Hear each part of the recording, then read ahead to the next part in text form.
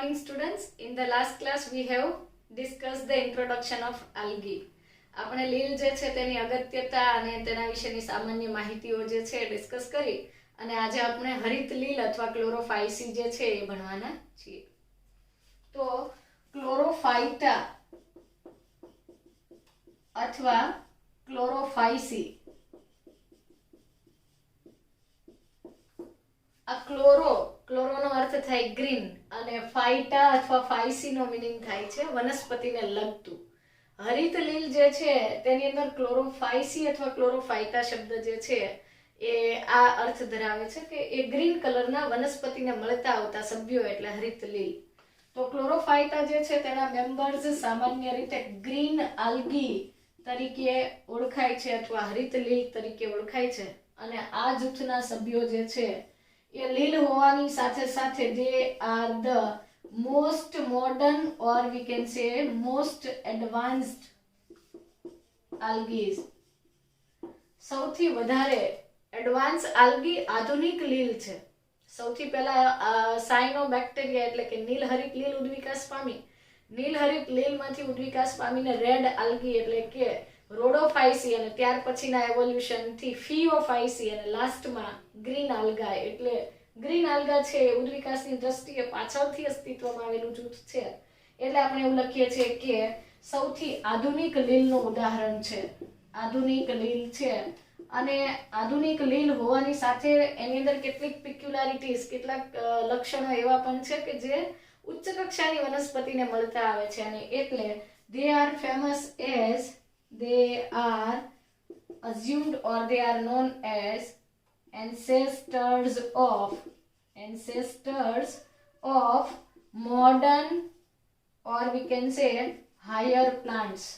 હાલમાં જે આ ઉચ્ચ કક્ષાની વનસ્પતિઓ છે તેના ઉચ્ચ કક્ષાની વનસ્પતિને મળતા ભળતા લક્ષણો આ ગ્રીન હરિત લીલ જે છે તેના સભ્યોમાં હોવાથી તેઓને ઉચ્ચ કક્ષાની વનસ્પતિના પૂર્વજો કહેવાય છે. ઉચ્ચ કક્ષાની વનસ્પતિઓ જે છે તેના પૂર્વજો તરીકે ઓળખવામાં આવે છે. હવે ઉચ્ચ કક્ષાની વનસ્પતિઓ તો બધી જગ્યાએ થાય છે. એવું નથી કે ફક્ત પાણીમાં જ થાય. અને તમે કહેશો કે લીલ તો મોટા ભાગે પાણીમાં જ હોય ને. એક્ઝેક્ટલી. હરિત લીલ જે છે એ મીઠા પાણીમાં પણ થાય છે, ખારા પાણીમાં થાય છે, કોઈક વખત તેઓ જમીન પર પણ વસવાટ દર્શાવે છે. સો we can say chlorophyceae has cosmopolitan habitat distribution એટલે કે વસવાટની દ્રષ્ટિએ હરિત લીલ જે છે એ કેવી છે? સર્વવ્યાપી છે. બધા જ પ્રકારના નિવસન તંત્રમાં જોવા મળે છે. આમ છતાં તે પાણી અથવા ભેજયુક્ત જમીન અથવા ભેજવાળી જગ્યાઓ ઉપર વધારે થાય છે. હરિત લીલ જે છે એ સુકાઈની દ્રષ્ટિએ અથવા સ્વરૂપની દ્રષ્ટિએ પણ ખૂબ જ વૈવિધ્ય ધરાવે છે. આકાર, કદ અથવા સ્વરૂપની વાત કરીએ તો એ ખૂબ જ વધારે જુદાપણું અથવા ભિન્નતા ધરાવતી લીલ છે. તો ક્લોરોફાઇસી જે છે અથવા હરિત લીલ જે છે, ક્લોરોફાઇસી અથવા ક્લોરોફાઇટા જે છે તેની અંદરના વિવિધ સ્વરૂપોની વાત કરીએ તો કેટલીક લીલ જે છે એ એક કોષીય છે એટલે કે they are unicellular. યુની એટલે સિંગલ, સેલ્યુલર એટલે કોષીય. એક કોષીય લીલ છે અને આવી એક કોષીય લીલ જે છે એ એક કોષી હોવા છતાં એ ઉચ્ચ કક્ષાની વનસ્પતિને મળતા ઘણા બધા લક્ષણો ધરાવે છે અને આ બધા જ સજીવો જે છે એ સ્વયંપોષી છે. તો ચાલો એક કોષીય જે છે તેની અંદરના 3 એક્ઝામ્પલ જોઈએ. તો પહેલું ઉદાહરણ છે કે મોટાઇલ ઓર ફ્લેજેલેટ મેમ્બર્સ. મોટાઇલ ઓર ફ્લેજેલેટ મેમ્બર્સ ચલિત અથવા કશા ધરાવતા જૂથ. જેની અંદર કશા હાજર હોય એટલે ફ્લેજેલેટ અને મોટાઇલ એટલે કે ચલિત. કશાની મદદથી હલનચલન કરી શકે એવું ઉદાહરણ છે ક્લેમિડોમોનાસ. ક્લેમાઇડોમોનાસ ઓર ક્લેમિડોમોનાસ. ક્લેમિડોમોનાસ નામની લીલ જે છે એ કશા ધરાવતા સભ્યો ધરાવે છે અને એટલે એ ચલિત લીલનું ઉદાહરણ છે. ત્યાર પછી જેની અંદર નોન ફ્લેજેલેટ અથવા નોન મોટાઇલ સ્ટ્રક્ચર્સ હોય મતલબ કે અચલિત હોય, હલનચલન કે પ્રચલન માટે તે કશા અથવા પક્ષમ જેવી રચના ધરાવતી નથી અને એ પૈકીનું એક અગત્યનું એક્ઝામ્પલ છે ક્લોરેલા. ક્લોરેલા ખૂબ અગત્યનું એક્ઝામ્પલ છે. આપણે જ્યારે પ્લાન્ટ ફિઝિયોલોજી ભણીશું ત્યારે તેની અંદર ફોટોસિન્થેસિસ પ્રકાશ સંશ્લેષણ જે છે એનો અંધકાર તબક્કો એટલે કે કેલ્વિન ચક્ર જે છે, કેલ્વિન નામના સાયન્ટિસ્ટે કેલ્વિન ચક્રની શોધ જે છે ક્લોરેલા નામની હરિત લીલમાં કરી છે.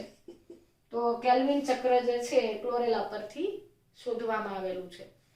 ત્યાર પછી ત્રીજું ઉદાહરણ લઈએ અને ખૂબ જ અગત્યનું એક્ઝામ્પલ છે એસિટાબ્યુલારિયા. વેરી વેરી ઇમ્પોર્ટન્ટ, ખાસ યાદ રાખવાનું. એસિટાબ્યુલારિયા જે છે it is the largest single celled plant. સૌથી મોટી એક કોષીય વનસ્પતિ છે, એક જ કોષથી બનેલી છે અને લાર્જેસ્ટ સિંગલ સેલ્ડ પ્લાન્ટ, સૌથી મોટા કદની એક કોષીય વનસ્પતિ છે અને એનો જે સેલ છે એનો કોષ છે એ 10 સેન્ટીમીટર જેટલો વ્યાસ ધરાવે છે.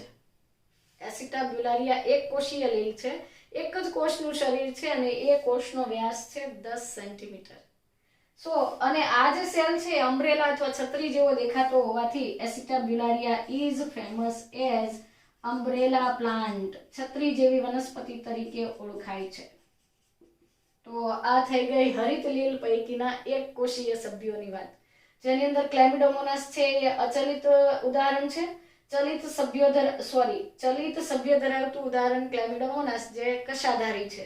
અચલિત ઉદાહરણની અંદર આપણે ક્લોરેલા લીધી જેમાં કેલ્વિન ચક્ર શોધાયું હતું અને એસિટાબ્યુલારિયા જે છે તેને આપણે અમ્બ્રેલા જે છે અમ્બ્રેલા પ્લાન્ટ અથવા છત્રી જેવો પ્લાન્ટ જે છે એ કહીએ છીએ. તો આ અમ્બ્રેલા પ્લાન્ટ જે છે એક કોષીય વનસ્પતિ છે અને સૌથી મોટા કદનો એક કોષ છે વનસ્પતિમાં, જે 10 સેન્ટીમીટર જેટલો વ્યાસ ધરાવે છે. ઓકે, ત્યાર પછી યુનિસેલ્યુલર સભ્યો પછી વાત કરીએ તો કોએનોસાઇટિક મેમ્બર્સ.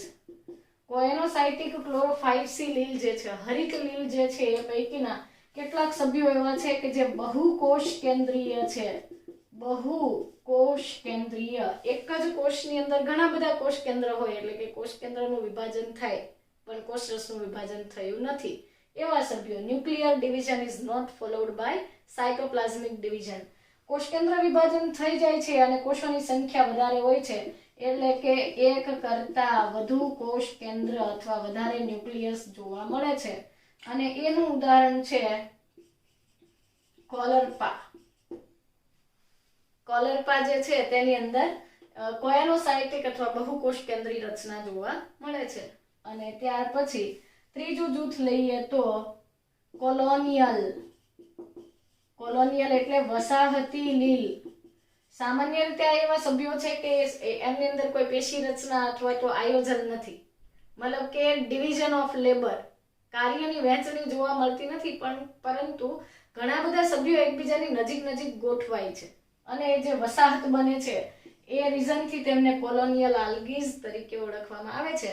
અને આની અંદર પણ એક સ્પેશિયલ પોઈન્ટ છે કે જો વસાહતની અંદર કોષોની સંખ્યા ફિક્સ હોય, એટલે ધારો કે એક વસાહતની અંદર 100 જેટલા સભ્યો રહે છે અથવા 50 રહે છે અથવા 70 રહે છે કે 60 રહે છે, તો જો ધારો કે number of cells are fixed in a colony, એક કોલોની અથવા એક વસાહતની અંદર જો કોષોની સંખ્યા ફિક્સ હોય તો આ પ્રકારનું અરેન્જમેન્ટ જે છે તેને કહેવાય છે કોએનોબિયમ.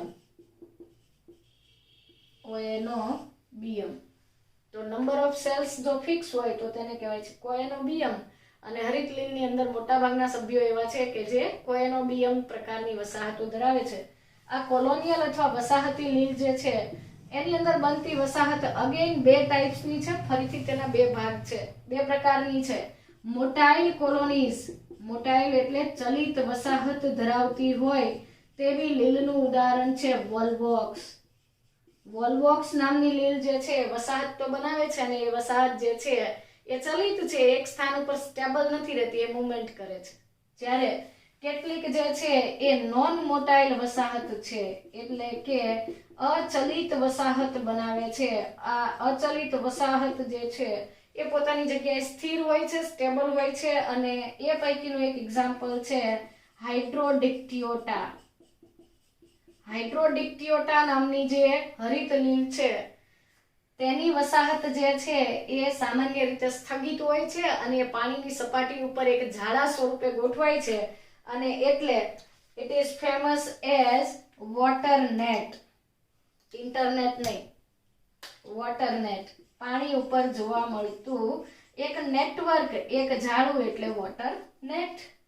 તો આ થઈ ગઈ વસાહતી લીલના ઉદાહરણો પૈકીના કેટલાક એક્ઝામ્પલની વાત. જેમ કે કોલોનિયલ અથવા વસાહતી જે છે એમાં આપણે મુખ્ય મુદ્દો એ લીધો કે જો લીલની અંદર વસાહત બને અને તેની અંદર કેટલા સભ્યો ભાગ લે છે એ ફિક્સ હોય તો તેને કહેવાય છે કોએનોબિયમ. કોએનોબિયમ સામાન્ય રીતે હરિત લીલમાં જોવા મળતી એક ઘટના છે અને આ પ્રકારની વસાહત ચલિત હોય એવું એક્ઝામ્પલ વોલવોક્સ.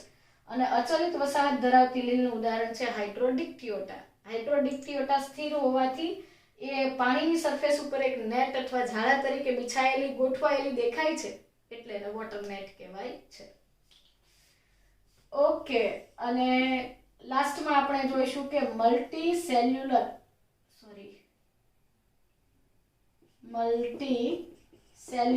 એટલે કે બહુકોષીય જે લીલ છે એ.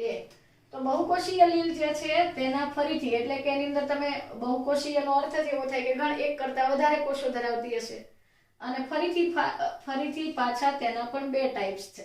જો તેની અંદર બનતી રચના ફિલામેન્ટસ હોય, ફિલામેન્ટસ એટલે કે તંતુમય તાતણા જેવી રચનાઓ બનતી હોય તો એવી લીલને મલ્ટીસેલ્યુલર તંતુમય લીલ, મલ્ટીસેલ્યુલર ફિલામેન્ટસ આલ્ગી કહેવાય છે. એટલે કે બહુકોષીય તંતુમય લીલ જે છે અને તેના પણ બે ખૂબ જ અગત્યના એક્ઝામ્પલ લખું તો એક છે યુલોથ્રિક્સ. યુલોથ્રિક્સ જે છે એ સામાન્ય રીતે પોન્ડ બુલ તરીકે ઓળખાય છે. પોન્ડ બુલ મીઠા પાણીના તળાવની અંદર જોવા મળતી આ લીલ છે અને તળાવની અંદર જાણે રૂ ગોઠવાયેલું હોય, રૂના રેસાઓ જે એકદમ અરેન્જ થયા હોય એવું દેખાય છે, ગ્રીન કલરના રૂ જેવું. એટલે યુલોથ્રિક્સને પોન્ડ બુલ તરીકે ઓળખવામાં આવે છે. અને બીજી તરફ જે સ્પાઇરોગાયરા એની સાથેની મલ્ટીસેલ્યુલર ફિલામેન્ટસ આલ્ગી છે સ્પાઇરોગાયરા. તો સ્પાઇરોગાયરા જે છે ઇટ ઇઝ ફેમસ એઝ, એને આપણે કહીએ છીએ પોન્ડ સિલ્ક. કેડબરી સિલ્ક નહીં, પોન્ડ સિલ્ક. પોન્ડની અંદર જોવા મળતું સિલ્ક અથવા રેશમ. રેશમ જે છે તળાવની અંદર જોવા મળતા રૂ જેવું છે, આ તળાવમાં જોવા મળતા રેશમ જેવું છે. તો રૂ અને રેશમ. યુલોથ્રિક્સ છે એ પોન્ડ વૂલ છે અને સ્પાઇરોગાયરાના એસ પરથી સિલ્કનો એસ. બરાબર? તો આ ઓટોમેટિક યાદ રહી જશે કે પોન્ડ વૂલ જે પોન્ડ સિલ્ક યાદ રાખશો તો પોન્ડ વૂલ યુલોથ્રિક્સ જ આવે એવું તમને યાદ રહી જશે. બરાબર? ઓકે, નેક્સ્ટ ફિલામેન્ટસ આલ્ગી પછીનું બીજું જૂથ છે થેલોઇડ. થેલોઇડ એટલે સુકાયક મલ્ટીસેલ્યુલર. બહુકોષીય હોવાની સાથે સુકાઈ જેવી રચના ધરાવતી હોય એવી થેલોઇડ અથવા તો સુકાયક વનસ્પતિ, સુકાયક લીલ અને એને પેરેન્કાઇમેટસ આલ્ગી કહેવાય છે. પેરેન્કાઇમા ખરેખર મૃદુતક પેશી છે અને આની અંદર લૂઝ ટિશ્યુ અથવા ટિશ્યુ ખરેખર બનતી નથી પણ તેના જેવું પેરેન્કાઇમા અથવા મૃદુતક કોષો જેવું દેખાવ હોવાના લીધે એને પેરેન્કાઇમેટસ થેલસ કહેવામાં આવે છે. અને આ થેલસ ધરાવતી લીલનું ઉદાહરણ છે ઉલ્વા. ઉલ્વા જે છે અથવા અલ્વા જે છે, ઉલ્વા that is famous as sea lettuce અથવા લેટસ. sea lettuce અથવા લેટસ.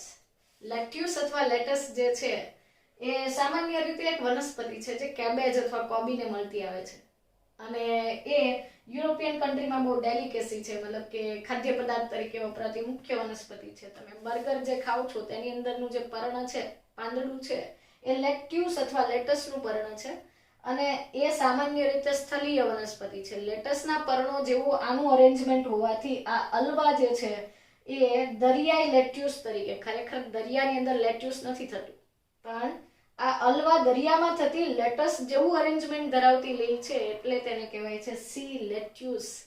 બરાબર? તો આ થઈ ગયા સ્વરૂપની દ્રષ્ટિએ હરિત લીલના 4 પ્રકાર. એક કોષીય છે તેની અંદર ફરી પાછા પેટા પ્રકાર કે કશા ધરાવતા ચલિત સભ્યોના ઉદાહરણ તરીકે ક્લેમાઇડોમોનાસ અથવા ક્લેમિડોમોનાસ. કશા વિહીન અને નોન મોટાઇલ જે છે, નોન મોટાઇલ એટલે કે બિન અથવા અચલિત સભ્યો, તેનું ઉદાહરણ છે ક્લોરેલા, જેની અંદર કેલ્વિન ચક્ર શોધાયું છે. ત્યાર પછી એસિટાબ્યુલારિયા જે છે એ અમ્બ્રેલા પ્લાન્ટ તરીકે ઓળખાય છે, છત્રી જેવો છોડ તરીકે ઓળખાય છે અને તે લાર્જેસ્ટ સિંગલ સેલ્ડ પ્લાન્ટ છે. એક કોષીય વનસ્પતિમાં સૌથી મોટી છે, જે 10 સેન્ટીમીટર જેટલો વ્યાસ ધરાવે છે. કોલરોપ્પા જે છે એ બહુકોષ કેન્દ્રીય લીલનું ઉદાહરણ છે. વસાહતની અંદર જો વસાહતમાં કેટલા સભ્યો ભાગ લે છે ફિક્સ હોય સંખ્યા, તો તેને કોએનોબિયમ કહેવાય અને તેના બે પ્રકાર છે, મોટાઇલ અને નોન મોટાઇલ, ચલિત અને અચલિત. ચલિત સભ્યોમાં વોલ્વોક્સ, વોલ્વોક્સની વસાહત સ્થિર નથી, એક જગ્યાએથી બીજી જગ્યાએ ફરતી રહે છે. જ્યારે અચલિત જે છે હાઇડ્રોડિક્ટિયોટા નામની લીલ જે છે તેની વસાહત સ્ટેબલ છે અને એ પાણીની સપાટી પર જાળું રચે છે એવું દેખાતું હોવાથી વોટર નેટ કહેવાય છે. જ્યારે મલ્ટીસેલ્યુલર અથવા બહુકોષીય જે હરિત લીલ છે તેની અંદર ફિલામેન્ટસ એટલે કે તંતુમય અને સુકાયક એમ બે પ્રકારના સભ્યો છે. તંતુમય લીલના બે ઉદાહરણ યુલોથ્રિક્સ જે પોન્ડ બુલ કહેવાય છે અને સ્પાઇરોગાયરા કે જે પોન્ડ સિલ્ક તરીકે ઓળખાય છે. જ્યારે થેલોઇડ અથવા પેરેન્કાઇમેટસ જે છે સુકાયક અથવા તો મૃદુકાય અથવા મૃદુતક પેશી જેવી રચના ધરાવતી જે લીલ છે એ છે ઉલ્વા અને એ સી લેટ્યુસ તરીકે ફેમસ છે. ઓકે, હવે આ જે હરિત લીલ જે છે તેના સભ્યોની વાત કરીએ તો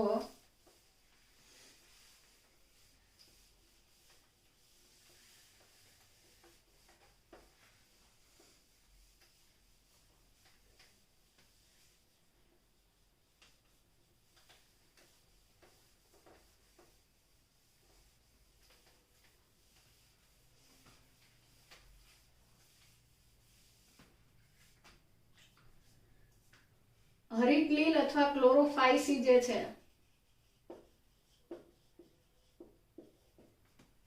હરિત લીલના સભ્યો જે છે સામાન્ય રીતે વસવાટની દ્રષ્ટિએ કોસ્મોપોલિટન છે, એટલે કે બધી જગ્યાએ તેઓ વસવાટ દર્શાવે છે. પરંતુ આપણે એવું કહ્યું કે તેની અંદર યુનિસેલ્યુલર એટલે કે એક કોષીય લીલનો સમાવેશ કર્યો છે.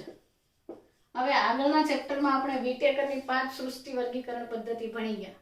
વિટેકરની 5 સૃષ્ટિ વર્ગીકરણ પદ્ધતિ મુજબ અકોર્ડિંગ ટુ 5 કિંગડમ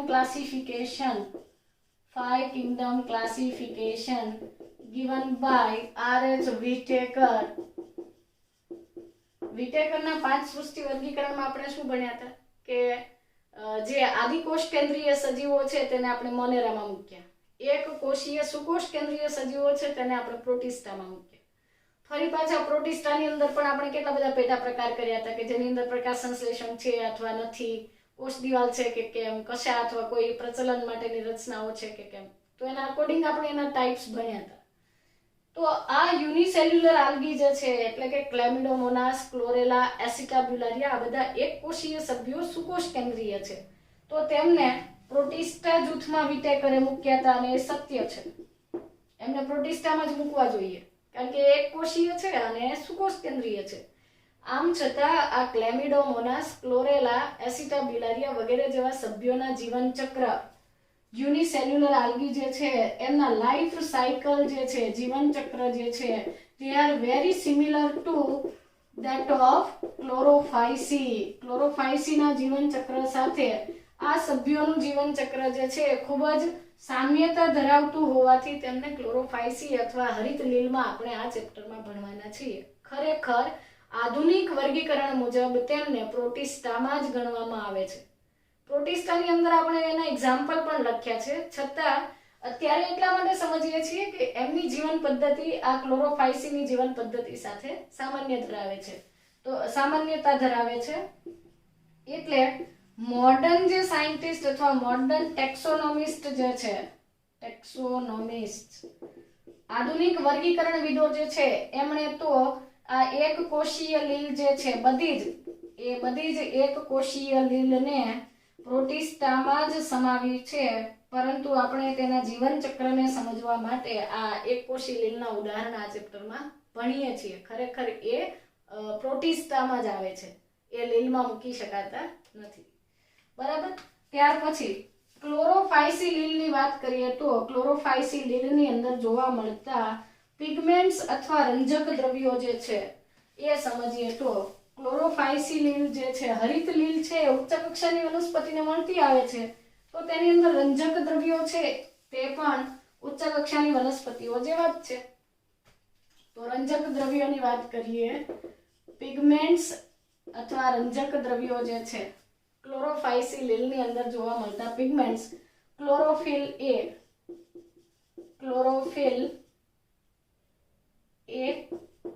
ક્લોરોફિલ બી, કેરોટીનોઇડ્સ અને ઝેન્થોફિલ્સ. આ ચારે ચાર રંજક દ્રવ્યો જે છે એ ઉચ્ચ કક્ષાની વનસ્પતિમાં પણ જોવા મળે છે. આમાં ડોમિનન્ટ પિગમેન્ટ તરીકે ક્લોરોફિલ એ અને બી છે, મતલબ મુખ્ય રંજક દ્રવ્યો તરીકે મુખ્ય પિગમેન્ટ અથવા ડોમિનન્ટ પિગમેન્ટ જે છે ક્લોરોફિલ એ અને ક્લોરોફિલ બી છે, જે વધારે પ્રમાણમાં હોવાથી the green આલ્ગા appears grass green, લીલા ઘાસ જેવા દેખાય છે, મતલબ ઘાસનો જેવો ગ્રીન કલર છે એવો જ ક્લોરોફાઇસિલિનના સભ્યોનો કલર ગ્રાસ ગ્રીન કલરનો, બ્રાઇટ ગ્રીન કલરના છે, due to presence of chlorophyll A and chlorophyll B as dominant pigment. મતલબ કે વધારે અથવા પ્રભાવી જે રંજક દ્રવ્યો છે એ ક્લોરોફિલ એ અને ક્લોરોફિલ બી હોવાથી તેઓનો રંગ જે છે એ ઉચ્ચ કક્ષાની વનસ્પતિની જેમ ગ્રાસ ગ્રીન કલરના છે. ત્યાર પછી ક્લોરોફિલ અથવા તો પિગમેન્ટ્સ જે છે they are arranged in particular organelle that is chloroplast. આ બધા રંજક દ્રવ્યો જે છે એ હરિતકણ નામની એક ચોક્કસ અંગિકાની અંદર ગોઠવાય છે અને આ હરિતકણ જે છે એના વિવિધ આકાર હોય છે. ક્લોરોફાઇસની અંદર કેટલાક સભ્યો એવા છે કે જેની અંદર ડિસ્કોઇડ એટલે કે બિંબાકાર હરિતકણો જોવા મળે છે, બિંબ જેવા આકારના એટલે ડિસ્કોઇડ. કોઈકની અંદર પ્લેટ શેપના એટલે કે તકતી જેવા આકારના જોવા મળે છે. તો કેટલાક સભ્યો એવા છે કે જેની અંદર રેટિક્યુલેટ ટાઇપ ઓફ ક્લોરોપ્લાસ્ટ, રેટિક્યુલેટ એટલે કે ઝાડાકાર અથવા જાલાકાર.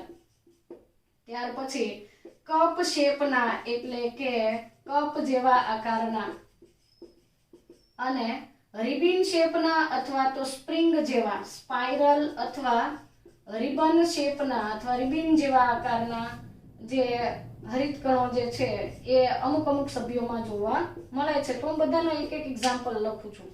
ડિસ્કોઇડ જે છે ખરેખર બિંબાકાર હરિતકણ જે છે, ધીસ ઇઝ વેરી ઇમ્પોર્ટન્ટ કે ડિસ્કોઇડ ઓર જે બિંબાકાર ક્લોરોપ્લાસ્ટ છે that is the peculiarity of higher plants. ઉચ્ચ કક્ષાની વનસ્પતિની લાક્ષણિકતા છે કે તેની અંદર બિંબાકાર અથવા ડિસ્કોઇડ ક્લોરોપ્લાસ્ટ હોય.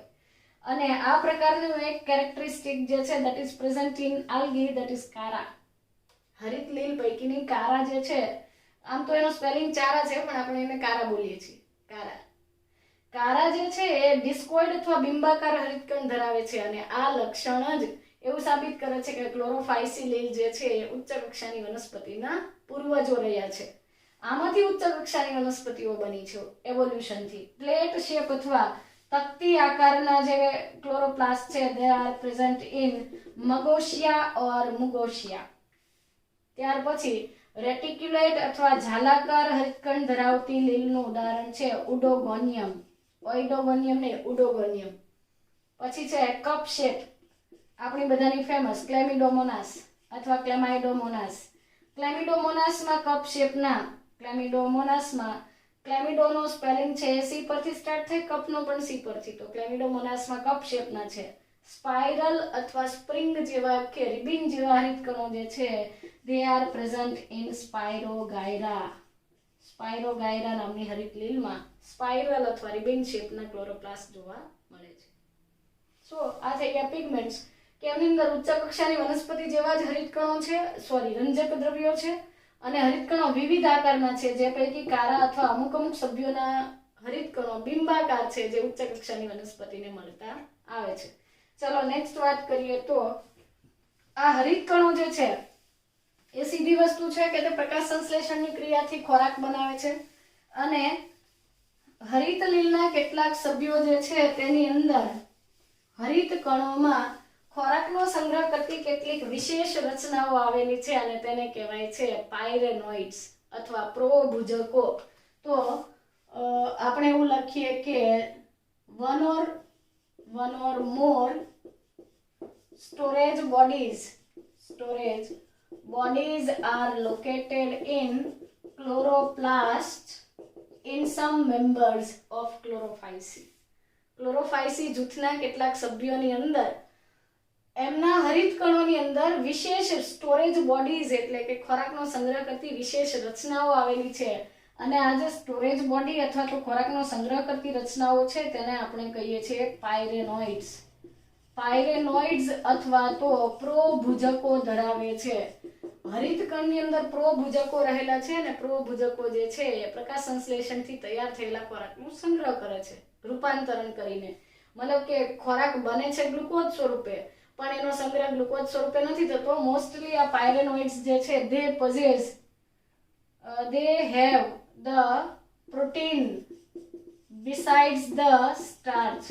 મતલબ સામાન્ય રીતે વનસ્પતિઓને ઉચ્ચ કક્ષાના સભ્યોની અંદર પાયરેનોઇડ્સ જેવી રચનાઓ જે અથવા તો જ્યાં પણ ખોરાકનો સંગ્રહ થાય છે તે સ્ટાર્ચ સ્વરૂપે થતો હોય, પરંતુ હરિત લીલના સભ્યોની અંદર પ્રોટીન અને સ્ટાર્ચ બંને સ્વરૂપે ખોરાકનો સંગ્રહ થાય છે. અને કેટલાક એવા પણ ઉદાહરણ છે, કેટલાક સભ્યોમાં ખોરાકનો સંગ્રહ તૈલી બિંદુ અથવા તૈલી બિંદુ તરીકે ઓઇલ ડ્રોપલેટ્સ તરીકે પણ ખોરાકનો સંગ્રહ કરતા જોવા મળે છે. તો પ્રોટીન, ચરબી અને સ્ટાર્ચ બધું જ આવી ગયું, પણ મુખ્ય ઘટક હોય છે પ્રોટીન અને તેની સાથે સાથે સ્ટાર્ચ. તૈલી બિંદુ ખોરાક તરીકે ખોરાકનો સંગ્રહ ખૂબ ઓછા ઘટકોમાં અથવા સભ્યોમાં જોવા મળે છે. ચાલો ત્યાર પછી એક લાક્ષણિકતા એ પણ બાકી રહી ગઈ કે સેલ વોલ અથવા કોષ દિવાલ. તો હરિત લીલની કોષ દિવાલમાં આપણે એવું લખીશું કે पैसे बाहर से पैसे कहां से आते हैं बाहर से आते हैं. पैसे એવું શા માટે મેં લખ્યું છે? હરિત લીલના સભ્યો જે છે તેની અંદર બે લેયરમાં અથવા તો કોષ દિવાલની અંદર બે ઘટકો જોવા મળે છે, જેમાં બહારની તરફ પેક્ટિનનું આવરણ છે અને અંદરની તરફ જે છે સેલ્યુલોઝનું બનેલું આવરણ જોવા મળે છે. મતલબ મુખ્ય કોષ દિવાલ જે છે સેલ્યુલોઝિક છે અને તેની સરાઉન્ડિંગમાં પેક્ટિન છે. આમાં પ્રશ્ન પૂછાય ત્યારે તમને એ જ વસ્તુ પૂછે છે કે પેક્ટિન બહાર છે કે સેલ્યુલોઝ બહાર છે, પેક્ટિન અંદર છે કે સેલ્યુલોઝ અંદર છે, અને પછી તમે બહુ કન્ફ્યુઝ થઈ જાવ. તો એટલા માટે આપણે એવું યાદ રાખશું पैसे बाहर से मतलब બહારથી વાંચવાનું છે. पैसे બહારથી વાંચવું મતલબ કે બહાર પેલા પે આવશે ને પછી સે આવશે, મતલબ પેલા પે એટલે પેક્ટિન અને પછી સે એટલે સેલ્યુલોઝ. તો થઈ ગયું. કોષ દિવાલ જે છે પેક્ટિન અને સેલ્યુલોઝ ની બનેલી છે, જેમાં પેક્ટિન બહાર છે અને સેલ્યુલોઝ અંદર છે. બરાબર? ઓકે, ચાલો ત્યાર પછી પ્રજનનની દ્રષ્ટિએ ચર્ચા કરીએ તો ક્લોરોફાઇસી અથવા હરિત લીલ જે છે એમની અંદર ત્રણેય પ્રકારનું પ્રજનન જોવા મળે છે. મતલબ કે વેજીટેટિવ રિપ્રોડક્શન તો છે જ, વાનસ્પતિક પ્રજનન તો થશે જ. તો રિપ્રોડક્શન અથવા પ્રજનન પદ્ધતિઓની ચર્ચા કરીએ તો રિપ્રોડક્શન અથવા પ્રજનન જે છે ત્રણ પ્રકારે થઈ શકે. વેજીટેટિવ એટલે કે વાનસ્પતિક પ્રજનન, ત્યાર પછી અસેક્સ્યુઅલ રિપ્રોડક્શન અને સેક્સ્યુઅલ અથવા લિંગી જે પ્રજનન છે તે. વાનસ્પતિક પ્રજનન છે, વાનસ્પતિક પ્રજનન હરિત લીલના સભ્યોમાં ફ્રેગમેન્ટેશન થી થાય છે. ફ્રેગમેન્ટેશન એટલે કે અવખંડન પદ્ધતિથી થાય. લીલના જે સુકાય હોય તાતણા અથવા તો જે પણ સુકાય છે એ તૂટે અને દરેક ટુકડો જે છે એ નવા સજીવ તરીકે વર્તે છે. તો ફ્રેગમેન્ટેશન અથવા અવખંડન પદ્ધતિથી તેઓ વાનસ્પતિક પ્રજનન દર્શાવે છે. અને કેટલાક સભ્યો જે છે બાય ફોર્મેશન ઓફ, અમુક સભ્યોની અંદર by formation of different types of spores. Spores એટલે બીજાણુઓ, વિવિધ પ્રકારના બીજાણુના સર્જનથી અલગ અલગ પ્રકારના બીજાણુઓ બનાવીને તેઓ પ્રજનન કરે છે. તો બીજાણુ સર્જન અને અવખંડન એ બે પ્રકારની પદ્ધતિઓ થઈ ગઈ વાનસ્પતિક પ્રજનનની. ત્યાર પછી અસેક્સ્યુઅલ અથવા અલિંગી પ્રજનન જે છે, આ અસેક્સ્યુઅલ અથવા અલિંગી પ્રજનન સામાન્ય રીતે તેની અંદર ઝૂ સ્પોર્સ બને છે.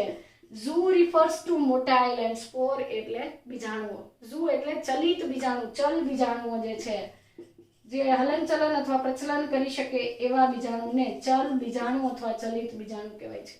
ચલ બીજાણુ જે છે એ બીજાણુ ધાનીમાં બને છે અને એ જે ધાની છે તેનું નામ છે ઝૂસ્પોરેન્જિયા.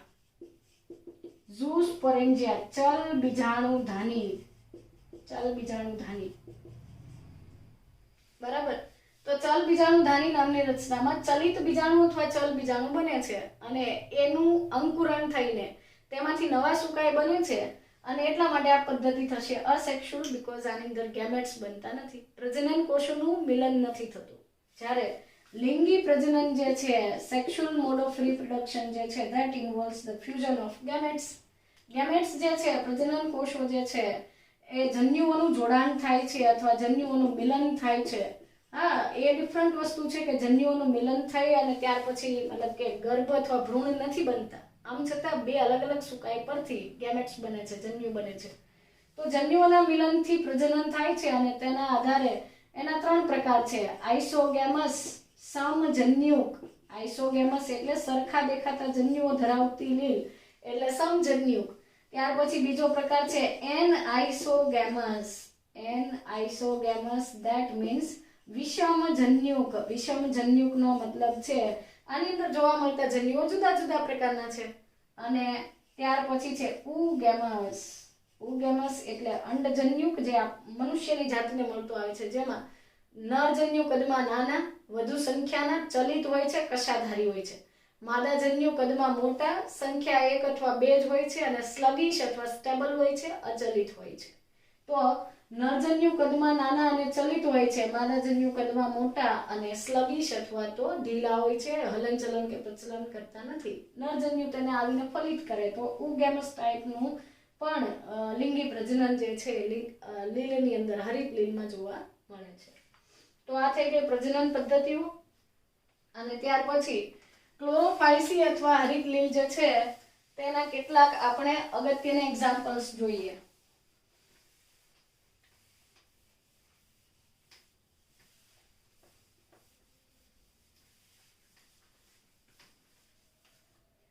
હરિત લીલનું ઇમ્પોર્ટન્સ અથવા તેના અગત્યના એક્ઝામ્પલ જે છે તેની અંદર અગત્યતામાં પહેલું લઈએ કે ફૂડ, ખોરાક તરીકે વપરાતી લીલ. અને ફેમસ એક્ઝામ્પલ છે Chlorella. Since it is protein rich, પ્રોટીનથી સભર આહાર છે એટલે ક્લોરેલા જે છે ખોરાક તરીકે વપરાતી લીલ છે. અને આપણે એવું મેન્શન કરીએ કે સ્પાઇરુલિના પછી સૌથી વધુ પ્રોટીન સભર લીલ જે છે એ ક્લોરેલા છે. એટલે ફર્સ્ટ પોઝિશન પર છે સ્પાઇરુલિના. ખરેખર સ્પાઇરુલિના છે બ્લુ ગ્રીન આલ્ગી છે, નીલહરિત લીલ છે અને એ નીલહરિત લીલ હોવા છતાં તેની અંદર પ્રોટીન વધારે છે. ક્લોરેલા જે છે એ પણ પ્રોટીન ધરાવે છે પણ સ્પાઇરુલિના કરતાં થોડું ઓછું, એટલે બીજા ક્રમનું છે. ફર્સ્ટ પોઝિશન પર સ્પાઇરુલિના, સેકન્ડ પર ક્લોરેલા. તો ક્લોરેલા એ પ્રોટીન સભર ખોરાકની ગરજ સારે છે. પ્રોટીન સભર ખોરાક. સામાન્ય રીતે સૌથી વધારે પ્રોટીન સભર ખોરાક તો પ્રાણીજન્ય ખોરાક હોય, જેમ કે સી ફૂડ જે છે, દરિયાઈ ખોરાક જે છે, અથવા માછલીઓ છે કે પછી અન્ય પ્રાણીઓ. પણ જે લોકો વિગન્સ છે અથવા વેજીટેરિયન્સ છે એમના માટે પ્રોટીન સભર ખોરાકની ગરજ સ્પાઇરુલિના અને ક્લોરેલા પૂરી પાડે છે. પણ સ્પાઇરુલિના છે બ્લુ ગ્રીન આલ્ગી છે અને ક્લોરેલા છે એ ગ્રીન આલ્ગી છે, હરિત લીલ છે.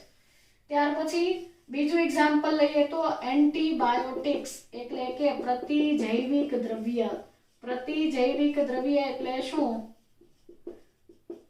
જે પેથોજન્સ થી આપણને બીમારીઓ થાય છે, મતલબ કે જેનાથી આપણને નુકસાનકારક રોગો થાય છે, એવા પેથોજન્સને નાશ કરતા, એનો વિનાશ કરતા જે ઘટકો છે તેને આપણે કહીએ છીએ પ્રતિજૈવિક દ્રવ્ય. તો એન્ટીબાયોટિક દવાઓ જે છે એ પૈકી ક્લોરેલિન નામનું એન્ટીબાયોટિક જે છે ક્લોરેલા નામની લીલમાંથી મળે છે. તો આ રીતે તે ઔષધીય અગત્યતા પણ ધરાવે છે. ત્યાર પછી સંશોધન, સ્પેસ રિસર્ચની વાત કરીએ. અવકાશીય સંશોધન માટે અવકાશ યાત્રીઓ જે છે એ સ્પેસમાં જતા હોય ત્યારે ખોરાક તરીકે પણ એ ક્લોરેલા અને સ્પાઇરુલિના લઈ જતા હોય, પરંતુ ક્લોરેલા જે છે એ ક્લોરેલા ઓક્સિજન મુક્ત કરતી હોવાથી તે સંશોધન માટે પણ ખૂબ જ અગત્યનો વિષય છે. તો આ થઈ ગયા ક્લોરેલાના અને હરિત લીલના કેટલીક ઉપયોગિતા. તો હરિત લીલ જે છે એ ઉચ્ચ કક્ષાની વનસ્પતિના પૂર્વજો છે. સૌથી વધારે વિકાસ પામેલી અથવા ઉદ્વિકાસની દ્રષ્ટિએ સૌથી વિકસિત લીલનું ઉદાહરણ છે. અને તેના એક્ઝામ્પલની વાત કરીએ તો ક્લોરેલા, ક્લેમિડોમોનાસ, ત્યાર પછી ક્લોરેલા, ક્લેમિડોમોનાસ, વોલ્વોક્સ, એસિટાબ્યુલારિયા, યુલોથ્રિક્સ, સ્પાયરોગાયરા. આ બધી લીલ જે છે એ હરિત લીલના ઉદાહરણ છે અને કોઈક ને કોઈક રીતે તેઓ ઉપયોગી છે. આમ છતાં તેઓ પ્રકાશ સંશ્લેષણની ક્રિયાથી ખોરાક બનાવતા હોવાથી જે તે વસવાટની અંદર તેઓ પ્રાથમિક ઉત્પાદકો તરીકે વર્તી અને આહાર શૃંખલામાં ખૂબ અગત્યનો ભાગ ભજવે છે. તો નેક્સ્ટ પાર્ટ જે છે તેની અંદર આપણે બીજો ફિયોફાઇસી એટલે કે બદામી લીલ જે છે તેના ઉપર ડિસ્કશન કરવાના છીએ.